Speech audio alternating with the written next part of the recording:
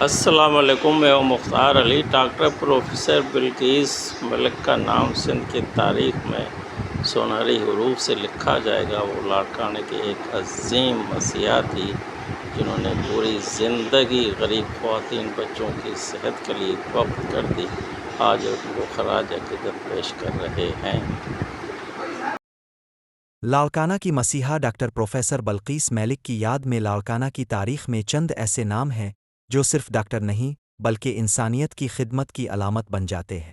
انہی عظیم شخصیات میں ایک نام ڈاکٹر پروفیسر بلقیس کا بھی ہے، جنہوں نے اپنی پوری زندگی سندھ، خصوصاً لاڑکانہ کی غریب خواتین اور بچوں کی خدمت کے لیے وقف کر دی۔ ڈاکٹر بلقیس 20 فروری 1929 کو کراچی میں پیدا ہوئیں۔ ان کا خاندانی تعلق سیالکوٹ سے تھا۔ انہوں نے ڈا میڈیکل کالج کراچی سے MBBS کرنے کے بعد برطانیہ سے FCPS، FRCS اور اعلیٰ طبی تعلیم حاصل کی، جبکہ مزید تخصص کے لیے امریکہ بھی گئیں۔ 1972 میں وطن واپسی پر ان کی ملاقات وزیر اعظم ذوالفقار علی بھٹو سے ہوئی۔ بھٹو صاحب نے انہیں شمالی سندھ میں قائم ہونے والے نئے میڈیکل کالج میں شعبہ امراض النسواں کی بنیاد رکھنے کی ذمہ داری سونپی۔ اگرچہ انہوں نے کبھی لاڑکانہ نہیں دیکھا تھا، مگر قوم کی خدمت کے جذبے نے انہیں اس چیلنج کو قبول کرنے پر آمادہ کر دیا۔ جب وہ لاڑکانہ پہنچیں تو گائنی وارڈ میں صرف چند بیڈ، ایک میز اور ایک کرسی موجود تھی۔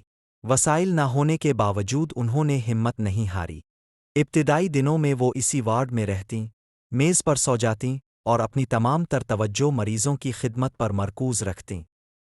21 اپریل 1973 کو چانڈکا میڈیکل کالج کی بنیاد رکھی گئی، جہاں ڈاکٹر بلقیس نے شعبہ گائنی کی بنیاد رکھی۔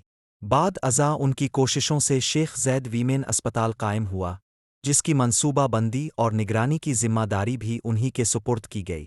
انہوں نے ایک ہی وقت میں چانڈکا میڈیکل کالج میں تدریس، چانڈکا اسپتال کے گائنی وارڈ کی سربراہی اور شیخ زید ویمن اسپتال کی نگرانی جیسے اہم فرائض انجام دیے۔ ان کی تربیت یافتہ ہزاروں لیڈی ڈاکٹرز آج پاکستان سمیت دنیا کے مختلف ممالک میں خدمات انجام دے رہی ہے۔ بے نظیر بھٹو بھی ڈاکٹر بلقیس ملک پر بے حد اعتماد کرتی تھیں۔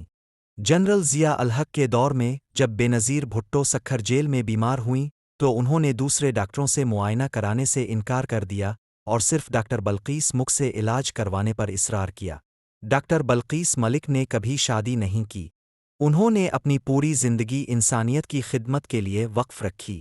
ریٹائرمنٹ کے بعد بھی ان کی خواہش تھی کہ لاڑکانہ میں ایک فلاحی اسپتال قائم کرے، مگر یہ خواب ادھورا رہ گیا۔ 1 جولائی 2023 کو 94 برس کی عمر میں یہ عظیم مسیحا لاڑکانہ میں اپنے خالق حقیقی سے جا ملے، مگر ان کی خدمات، اخلاص اور انسان دوستی ہمیشہ یاد رکھی جائے گی۔ سندھ کی دھرتی ہمیشہ ایسی عظیم شخصیات کو جنم دیتی رہی ہے جنہوں نے شہرت دولت نہیں بلکہ انسانیت کی خدمت کو اپنی زندگی کا مقصد بنایا۔